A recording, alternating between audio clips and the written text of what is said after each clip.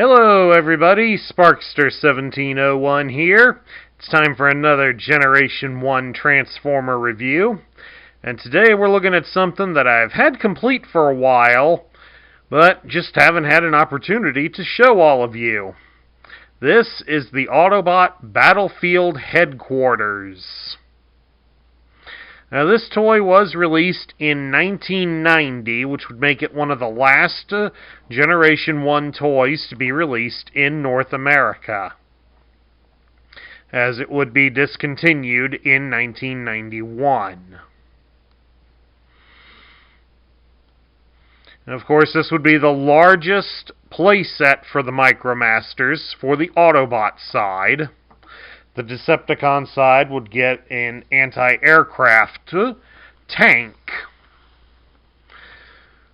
And of course, these also came with exclusive Micromasters. We have here Full Barrel, and this is Overflow.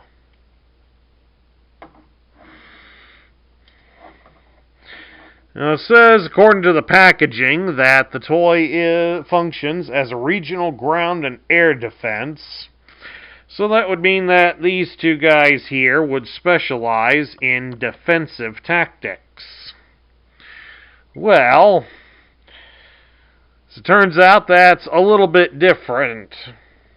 In the case here with Full Barrel, his idea of defense is to just plow straight right through it. Whereas Overflow here tends to take the more methodical, think-it-out approach. So how these two manage to get along without killing each other is beyond me. But at any rate, there are a couple of interesting little characters.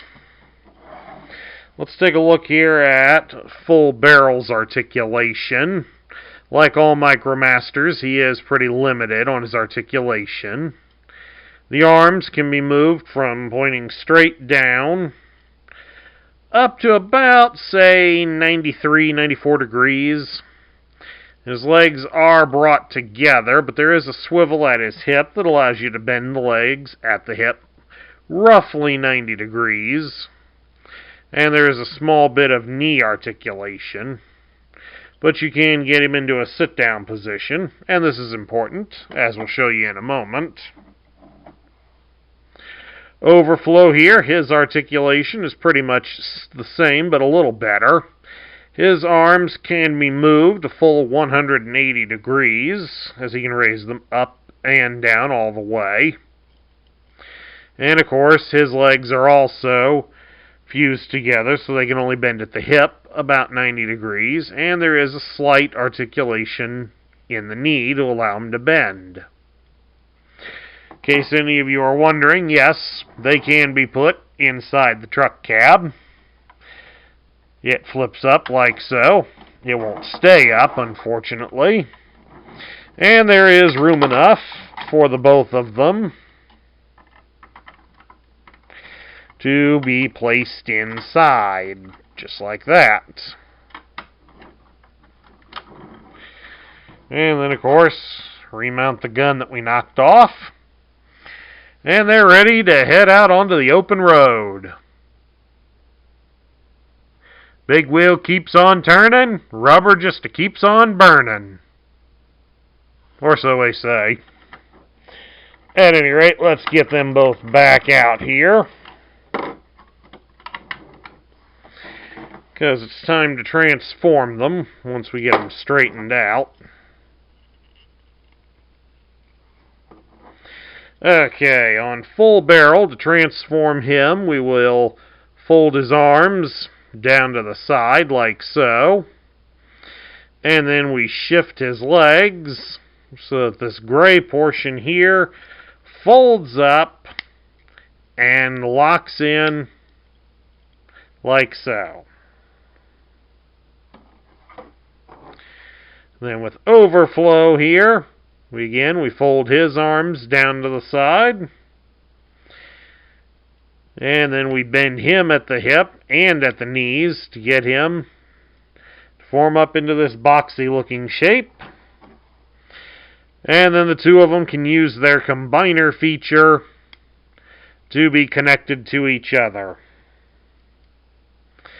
And they themselves form a big rig, but not just any big rig in particular. If you take a look at some of the small details, you can see the indentations that look like the wings that are done up similarly to the larger toy.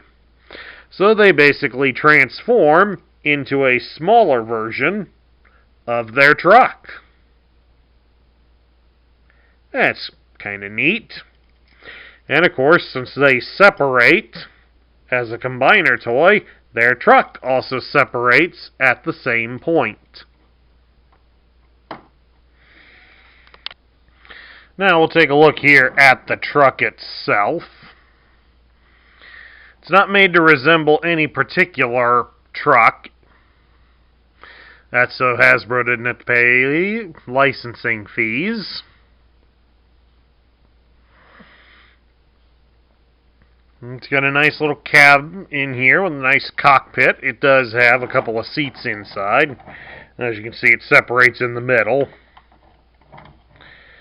Yeah, there's a couple of seats inside there. Of course, a couple of smokestacks. They're actually guns. And of course, there's the rear portion, which just basically forms a boxy-like trailer.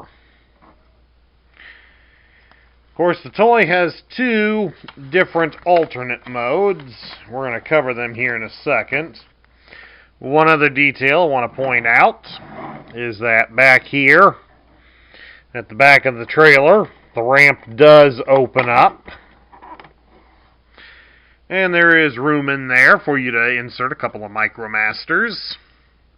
I would suggest doing that in their vehicle mode, and probably limit it only to the cars, because they're not going to be very easy to get out, especially with big adult fingers.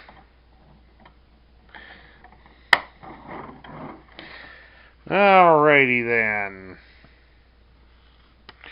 Now to transform these things, first thing we got to do is remove all the accessories. And we will take a look at all the accessories a little later in the video, as is normal around here. Alright, we're going to start with the cab of the truck.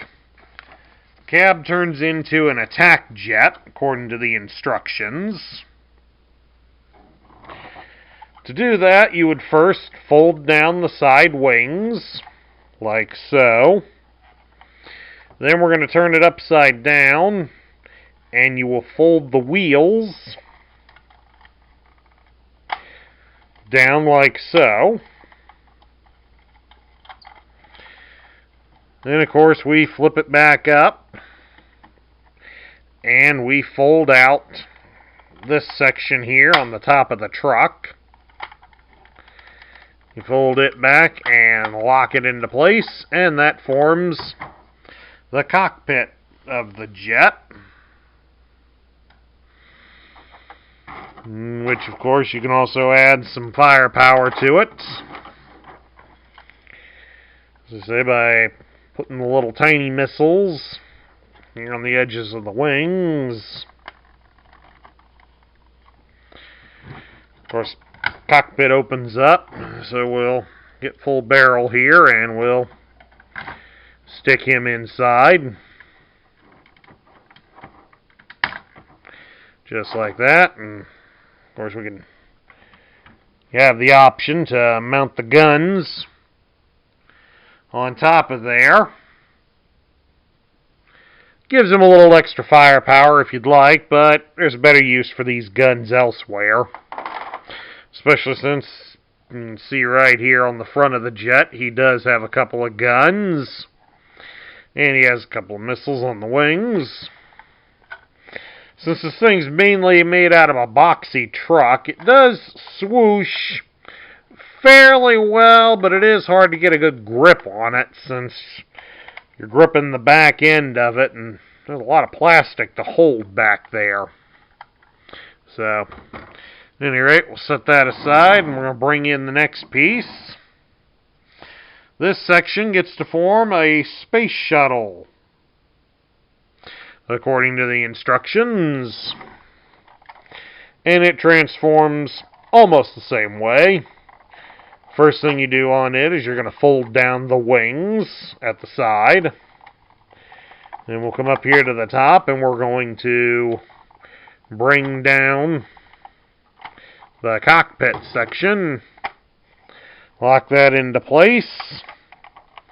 Then we come down here to the bottom and we fold in the wheels.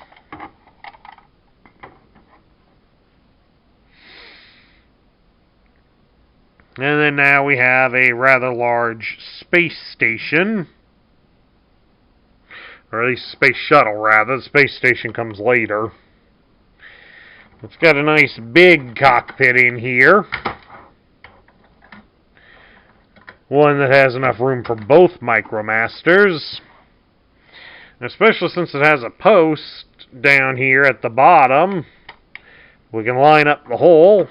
They can stand in here if you'd like. As soon as I can get full barrel to fall out of the cockpit with the other unit.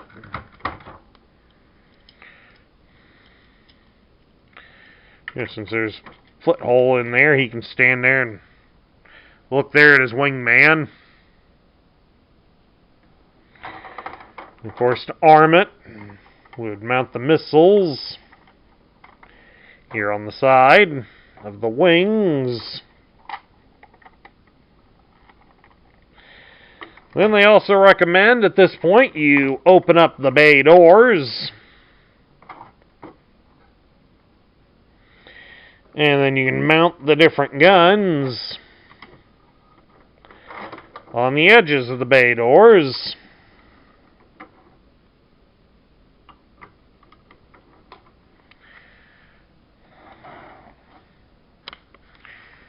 And then there you'd have it.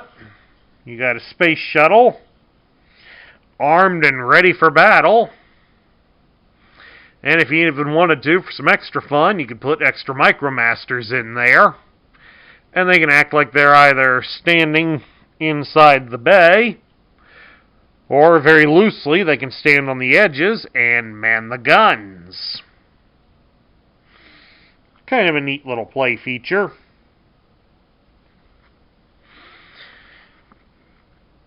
Now, however, to do the combined mode of this unit, because yes, there is one more mode, we got to remove the guys out of the cockpit, take off all the guns, and close the bay doors. A couple of the guns have a post on their side, so you would mount those onto the wings of the shuttle.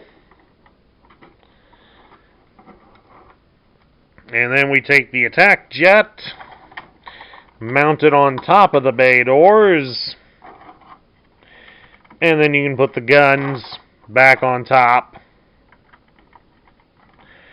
of here. And there is your battlefield headquarters. Or by some descriptions, they call it a space station, which is the part I really don't see. Well, then again, it's not Deep Space Nine, and it's not the Death Star. It's not Babylon 5 either, so who are we to judge? Okay, here are all the loose pieces. Of course, we're obviously not showing the Micromasters or the two pieces of the truck, but these are all the loose accessories. And as you can see, we kind of got a Noah's Ark theme going here, because there are two of everything. We'll start with these guns here, which the instructions refer to as laser machine guns, which is kind of ridiculous, because laser guns tend to overheat in a lot of popular fiction, so Something that could shoot out bolts that quickly better have a real good coolant system in it, or the gun will eventually overheat and melt. And next we got 2 large red missiles. The instructions label these as cruise missiles. They only got fins on the 3 sides. The bottom side is totally hollowed out.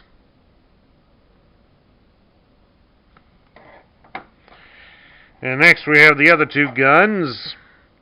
These are known as scrambler guns. There is a left gun and a right gun, because these guns have a post on one side. These guns also double as the smokestacks on the truck.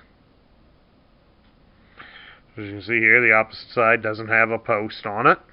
Of course, here's the opposite gun. That way you can see it for what it is. And then lastly, we have 2 small red missiles, which the instructions describe are air-to-air missiles.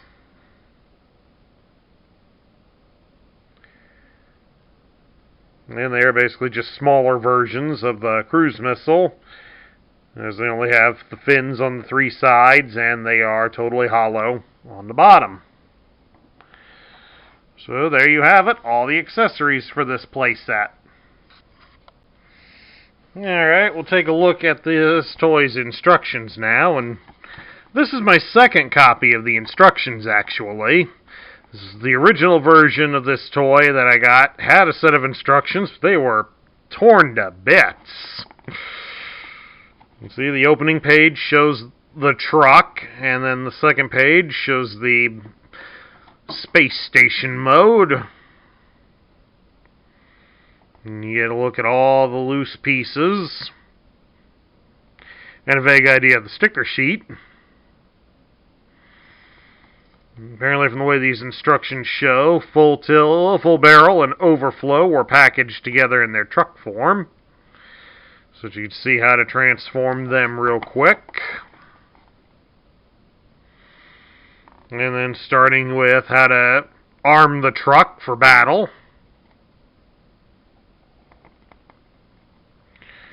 That even includes here at the end, opening the ramp.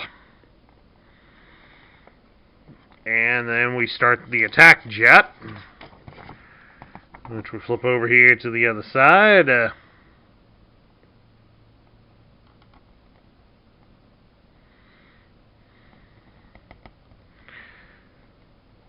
then, of course, how to turn the trailer into a space shuttle.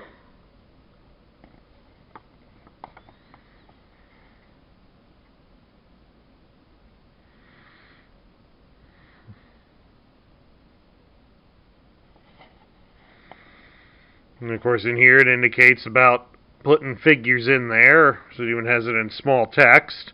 Shuttle bay fits up to 4 Micromaster Combiner robots. And since there were 4 pegs in there, it would hold 4 Micromaster Combiner robots, but it can hold a little bit more if you don't mind them being loose. But that would limit kind of the playability, because if you move them around, the loose guys are going to fall out. And then shows here how to set things up for the battlefield headquarters itself. And then at the end you get one tiny page to show you how to put your stickers on. This set of instructions, of course, is, as it says down here at the bottom, you probably can't see it very well due to my light, but this is a UK-issued set of instructions. I don't remember how I got them. Now, we're going to give you a special treat here. Part of the reason I've been wanting to show this, holding off showing this toy, I've been wanting to show it to you for so long, but take a gander at that, folks. We've got the box. I managed to score the box some time ago. It's not in the best of shape, as you can probably tell, or you will tell as we look it over. But this is how we would have seen it sitting on the toy shelves. You know, we get a nice little drawing of the truck, the robots in action, the combined battlefield headquarters right there. And of course up here at the top it just shows only going straight to the battlefield headquarters. Even though it lists up here in the corner, probably can't see it very well. The battle truck converts to space shuttle and jet fighter, but it does not show it up here. And of course this side's all taped up, but it does show the space shuttle and the jet fighter. It looks like, from the price tag still being on there, this toy sold for about $25 at a Toys R Us store. And you get pretty much the same thing over here. On the bottom, it does show the same thing as the sides, and of course lists all the things. Although it lists the accessories differently, as it has 2 large guns, 2 machine guns, 2 large cruise missiles, and 2 small missiles. Whatever. Anyway, we go to the back side here. We get a mural here on the side that features, it looks like, several copies of the battlefield headquarters, because, you know, we got the fighter jet. You can see it from there. We got the fighter jet up here. We got the space shuttle over here, but yet there's another one being driven into battle. And then right here, of course, is the Decepticon tank. And that would be the loosely deployed tank that comes with it. Of course, we got close-up pictures here of Full Barrel and Overflow. And underneath it, it says, "This armored all-terrain transport crushes the enemy, firing side-mounted buzz rockets and hammering Decepticon forces with its twin-turreted machine guns. When things get too heavy on land, this mobile assault carrier converts into 2 turbo-powered aircraft, equipped with strafe rockets and air-to-surface proton blasters. Combine them to form the ultimate Autobot headquarters." Methinks they exaggerate just a little bit. Then, of course, down here we've got the tech spec. Over on the other side is the barcode and the robot points. This was worth 3 points. Now we'll take a look here at the tech spec. It's done up in the 90s style, so it's got red slashes to indicate it's an Autobot. It even says Autobot above the picture. And the picture, of course, matches the drawn picture found on the front of the box. It lists the toy's name as the Battlefield Headquarters. Their function is Regional Ground/Air Defense, and their motto is "Speed and power are the driving force for victory." Keeps the peace on land and in the air. Full Barrel and Overflow use their overpowering size to rumble to victory over any Decepticon adversary. Highly mobile, stockpiled to the max, all in caps, with Energon defense armaments, including twin wing-tipped rocket launchers, pivoting high-intensity heat lasers, and dual concussion mortars. Non-oxygenized, vacuum-sealed, cybernetic computer system controls all onboard weapons and energy output. Provides safety for Autobots under attack. Utilizing the Micromaster Combiner feature, tractor-trailer separates to form 2 aerial defense crafts. Then they combine to produce suborbital space station. What a load of rubbish. At any rate, let's get over here to the tech spec and take a look at the grid. This is how it was done in the 1990s, for those of you who are new to the channel. It gives the strength as 10, the intelligence is 6, the speed is 7, the endurance is 5, the rank is 7, the courage is 9, the firepower is 10, and the skill is 7. But the biggest thing we have to wonder is this for the base as a whole, or does it involve the Micromasters in any way? Unfortunately, there's not enough information to tell us.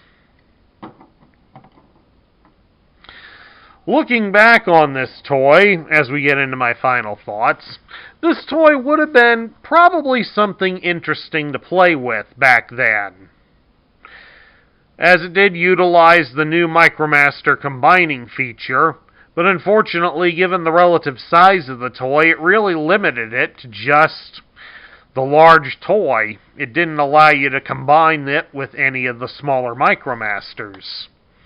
Whether that's a missed opportunity or not, I really can't say, because I really don't know how that would have been a feature that would have worked with it.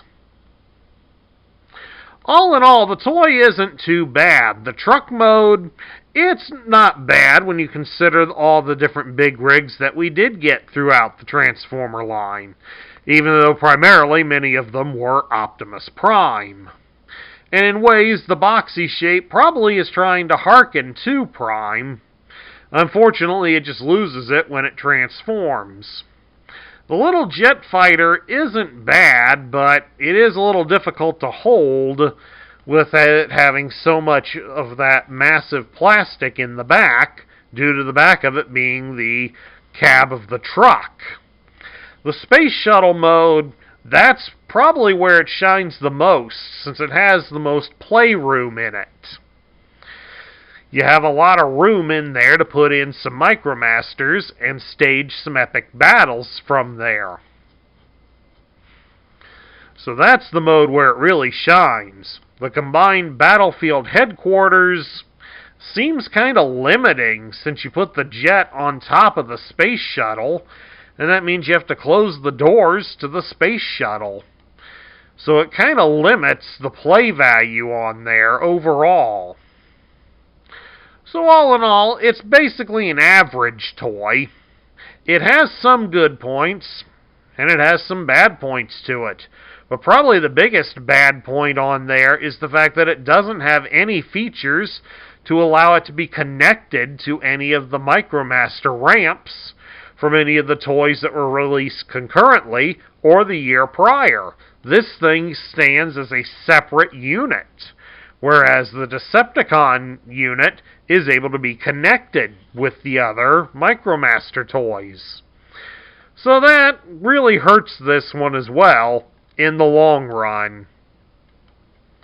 At any rate, that's my review of the Generation 1 Micromaster Battlefield Headquarters.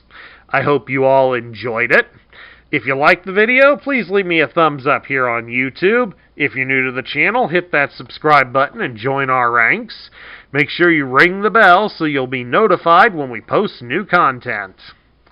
I also ask that you share this video with your friends and fellow collectors. That's what helps this channel grow. And share your thoughts about the Battlefield Headquarters in the comments down below. This is Sparkster1701 saying I gotta head out on the road because Bert and Jerry are waiting for me in Texas to go do a run with some beer. So I'm westbound and down, and I'll catch you all later.